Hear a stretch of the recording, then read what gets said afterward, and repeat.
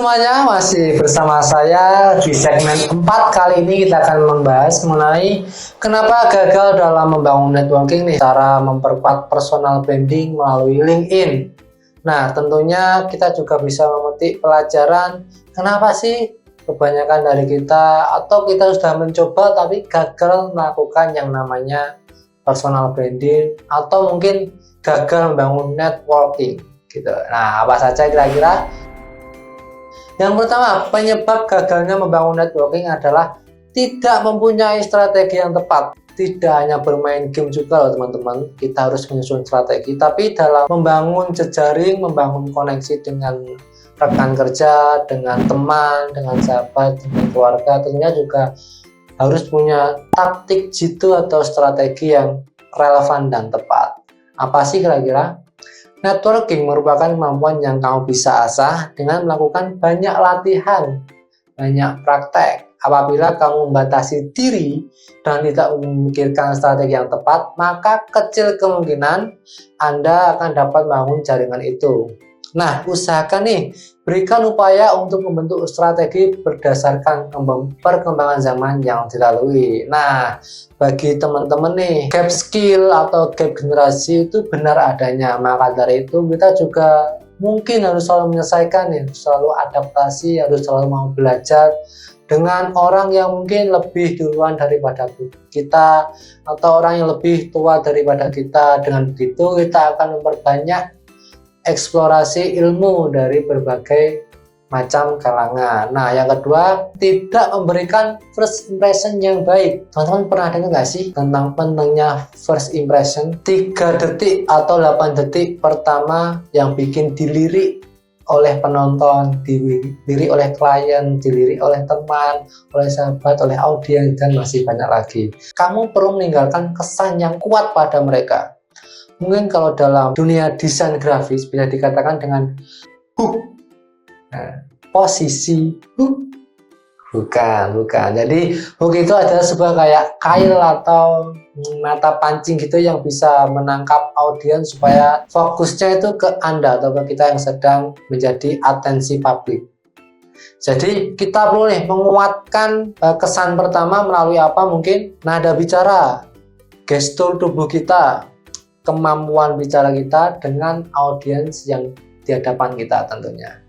Nah, tentunya jangan sampai kamu salah dalam menarik perhatian lawan bicaramu sehingga membuat pertemuan itu malah menjadi tidak berkesan dan tidak ada yang bisa dipelajari.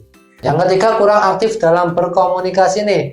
Saat membangun networking tentunya diperlukan peran komunikasi yang aktif teman-teman. Jika kamu hanya diam, tidak berani untuk memulai komunikasi terlebih dahulu, maka tentunya itu akan menyulitkan kamu ketika ingin membangun sebuah networking dengan orang lain. Sebagai orang yang mungkin ingin membangun relasi atau jaring, kita juga harus tahu momennya teman-teman.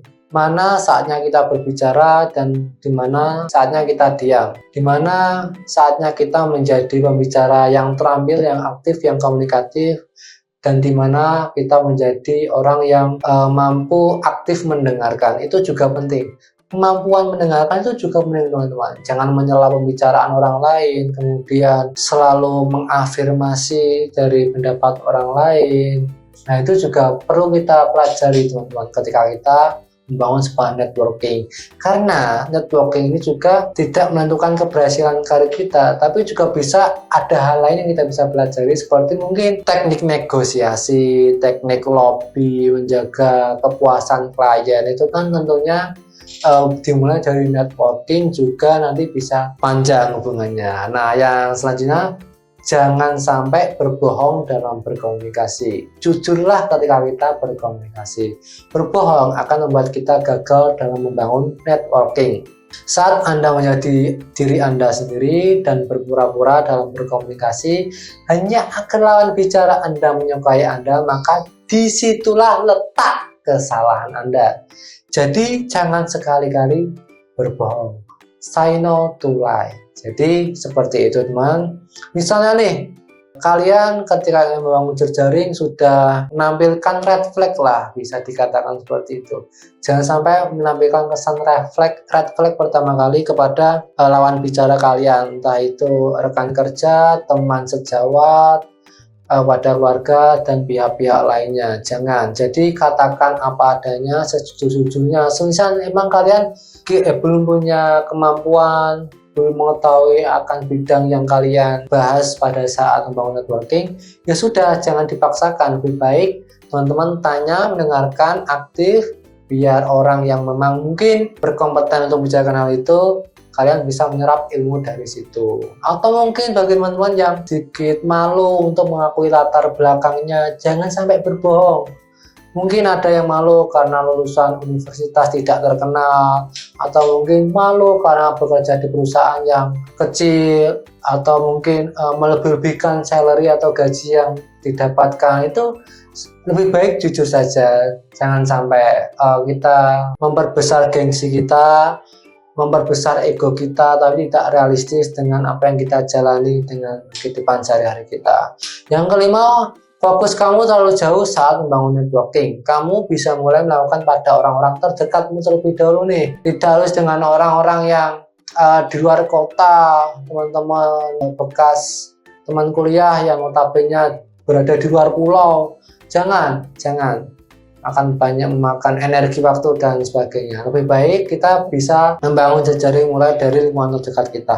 Kalau toh pun teman-teman ingin membangun silaturahmi dengan teman-teman yang dari jauh, bisa menggunakan yang namanya media sosial, aplikasi-aplikasi penunjang seperti WhatsApp, menggunakan direct messenger, dan lain sebagainya. Tidak ada yang tahu bahwa mungkin saja saat ini temanmu sudah menjadi owner usahanya sendiri, menjadi CEO atau manajer di sebuah perusahaan terkemuka dan lain halnya. Jika seandainya kamu gagal melakukannya, maka jangan langsung putus asa. Anda bisa mencobanya lagi. Jadi jangan pernah berputus asa. Itu mungkin beberapa tips kenapa kok ada beberapa orang yang gagal dalam membangun networking. Jangan sampai Anda sama, pelajari, kemudian ambil hikmahnya supaya ke depan kegagalan bisa dijadikan sebuah pembelajaran. Sampai bertemu segmen 5.